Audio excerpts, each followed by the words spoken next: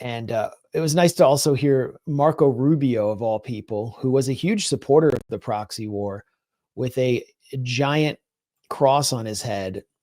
I mean, I know this was for a Catholic observance, but I just remember smaller marks back in the day declaring that this is a proxy war. It's been very clear from the beginning that President Trump views this as a protracted, stalemated conflict. And frankly, it's a proxy war between nuclear powers, the United States helping Ukraine and Russia. And it needs to come to an end. And no one has any idea or any plan to bring it to an end. The plan of the Ukrainians up to now and their allies, Capitol Hill, and the people you talk to in other countries is, let's just keep giving them as much as they need for as long as it takes. That's not a strategy. It's been very clear. Amazing admission by Zelensky. We were demonized for years for saying that. And now, like, one of the neocons' greatest pet projects in the Senate is saying it. Yeah, that was called Russian propaganda. You couldn't say that. you couldn't dare say that it's a proxy war. How dare you? And now they're openly saying it. Even Keith Kellogg, Trump's envoy for Ukraine. And of course, none of these people would be saying any of this if Trump hadn't changed his tune. Like, this is all because of Trump, and they're all Trump aides, they're Trump flunkies, right. They're loyal. Yeah. But Keith Kellogg once called, what the U.S. is doing in Ukraine, the acme of professionalism, because we're using Ukrainians to fight our war without losing any Americans. He loved this. But now he's saying this proxy war has to end. The Ukrainians brought this on themselves. This must come to an end. So look, Marco Rubio, he doesn't actually believe this, or at least there's not a consistent belief, but it doesn't mean it's not true. It is true. And the fact that it's being said at the highest levels of U.S. government, I mean, does anyone now still dispute that it's a proxy war as soon as it gets admitted? No, everyone knows it. And also, does anyone articulate how possibly Ukraine can still win this war? No. All they do is freak out and talk about how Trump is blowing up the international order. He's betraying our allies. He's repeating Russian talking points. There's no actual case that's being made about why the policy he's reversing should continue.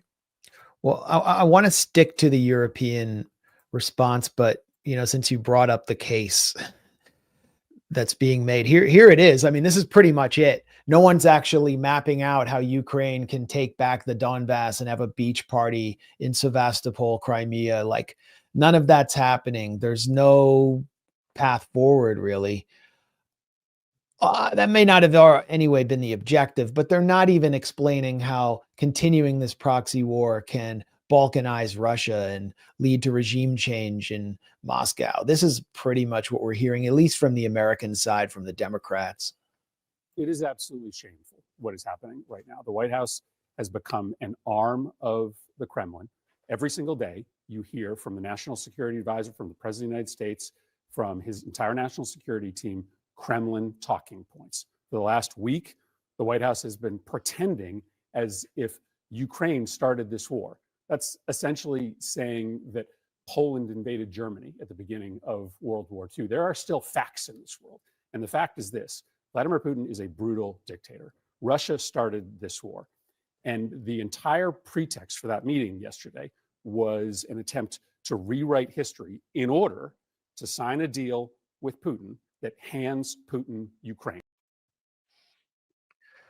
I mean, almost everything he said had some form of untruth in it, but he wouldn't explain why the war should be continued. And that was Chris Murphy, who was on the Maidan Square. This is often gets forgotten. Chris Murphy was the Democrat accompanying John McCain to Maidan Square, standing beside the leader, or one of the leaders of the Social National Party of Ukraine, basically the National Socialist or Nazi Party of Ukraine, on the Maidan to celebrate the coup, to egg on coup plotters that brought this disaster upon Ukraine. Yeah. And now he's like, what, the ranking Democrat on the Senate Foreign Relations Committee. So, and Kremlin talking points, that's all we can hear, that the White House is an arm of the Kremlin. And I mean, you had a good response, Aaron. Like, maybe we should get Robert Mueller to investigate this. It's like they're repeating Blue Anon talking points that are long discarded. Yeah. It's wonderful to see. It's wonderful to see. And look, I mean, look at the polls.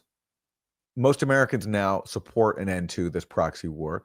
Are people going out in the streets in mass numbers to protest the fact that their tax dollars might not be going anymore to fueling this disastrous proxy war? No.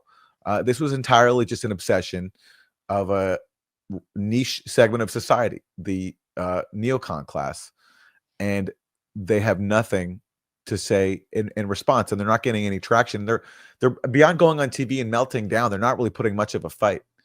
And they're not trying to, I don't see any proposals in Congress, for example, to try to like block what Trump is doing, because I think they know they have the losing argument. Yeah. They have the losing argument, but they won't stop putting it forward. I mean, what is wrong? I could see them criticizing the minerals deal as imperialist, that Ukraine should not have to provide Donald Trump with some form of war tribute in order to get a security guarantee. And there could be an even better critique of that, a more factual, sophisticated critique, which is that at least 50%, but probably a lot more of the minerals will be in the territory that is claimed by Russia, where most of the population wants to be part of Russia, the Donbass. That's where they are, along with a lot of coal, a lot of hydrocarbon wealth.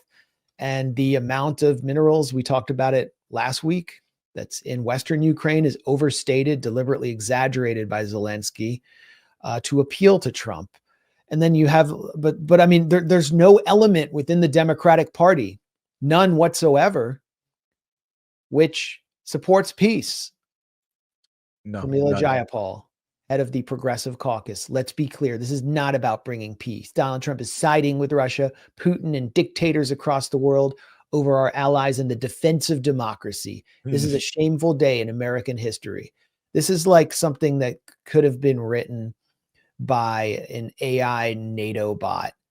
And it just contains all the bromides that we've been hearing for the past 3 years, when anyone who's paying attention knows Zelensky's not defending democracy.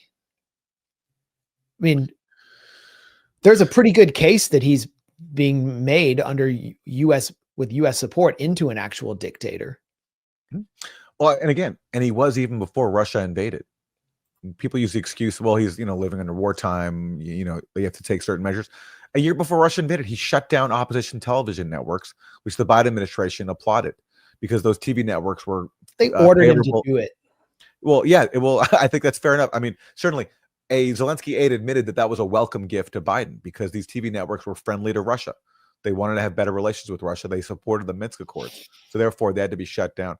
And of course, for Pramila Jayapal to say all this, it just, after that humiliation of their call for 24 hours for diplomacy, when back in October 2023, they put out a letter, or maybe that was anyway.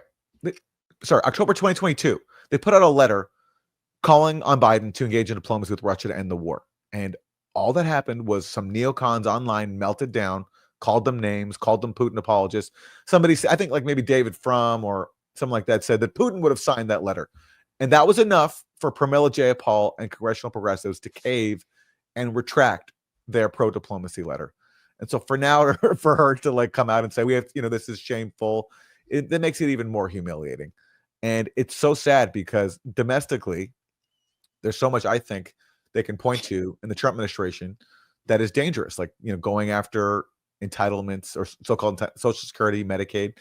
And they could have like a really wide open lane there to go after that, but they're ceding so much political capital by basically giving the Republicans the anti-war lane, and that making Trump, like, there was a humiliating moment during Trump's speech this week when Trump talked about how like we've given them so much money, all these people have died, and Democrats started like applauding as if that was like a good policy.